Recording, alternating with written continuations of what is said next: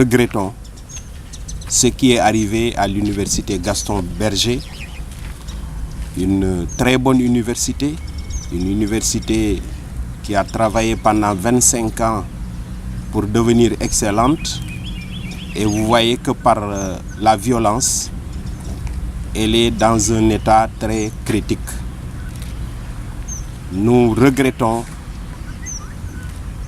la mort de Mohamedou Fallou Sène, cet étudiant en UFR des sciences humaines qui a perdu la vie suite à ces violences. Et nous condamnons cette violence qui a abouti à la mort de cet étudiant en 2018. C'est inadmissible.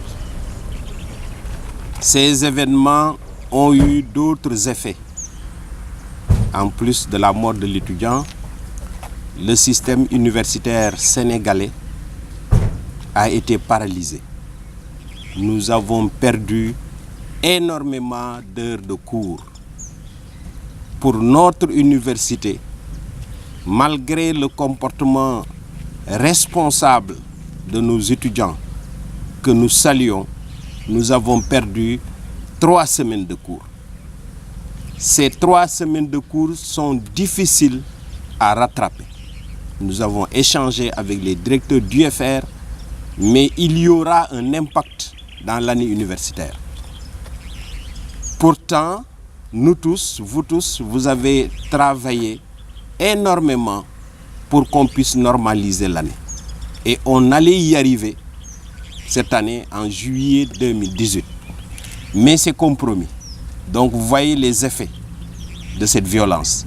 Et qui a compromis ces efforts de toute une communauté, des étudiants, des enseignants, du personnel administratif, ce n'est que la violence. Donc, les effets collatéraux sont énormes, très difficiles à rattraper. Le seul fait de nous empêcher de normaliser est condamnable. Cela doit nous amener à réfléchir sur le paradoxe que nous vivons tous, enseignants, personnel administratif, étudiants, autorités. Il faut réfléchir sur les conséquences de cette violence en analysant la perception que les Sénégalais ont de l'université, ont donc de nous. Au moment où si on se présente, on devait nous parler de connaissances, on devait nous respecter, on devait même nous envier. Souvent, les propos qui sortent reflètent un avis qui n'est pas favorable pour la communauté universitaire. À la limite, les gens ont pitié de nous. Au moment où on doit nous regarder avec beaucoup de respect, disant qu'ils détiennent la connaissance, ils transmettent la connaissance, ils éduquent, on nous pose des questions toujours sur l'accalmie des universités, sur les grèves, sur les violences. Donc c'est triste, il faut le dire. Maintenant, nous devons y réfléchir et la solution est à trouver dans les meilleurs délais, que nous puissions faire notre introspection, mais aussi que les autorités en charge de nos universités puissent nous aider dans ce sens. Je crois que la réflexion doit être commune pour bannir la violence, pour progressivement redorer le blason des universités et des communautés universitaires. Il est temps qu'on nous regarde de manière positive et non toujours en disant qu'ils vivent dans un milieu difficile.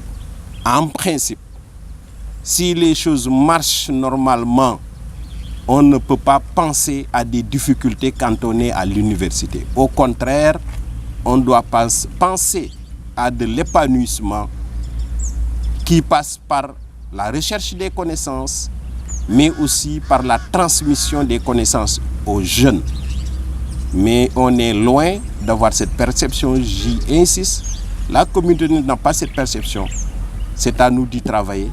Et je crois que dès que la violence aura disparu ou sera fortement atténuée dans les universités.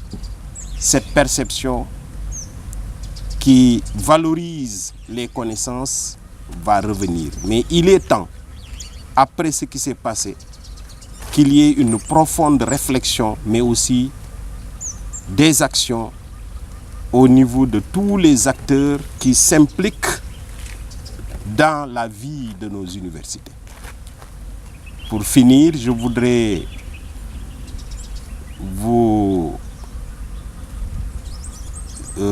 souhaiter une bonne fin de Ramadan, vous souhaiter une très bonne fête de Korité, qu'on puisse revenir avec des forces et essayer pour certaines UFR de finir l'année et de normaliser, pour d'autres de raccourcir les délais nécessaires pour finir nos évaluations et quelques cours au mois d'octobre.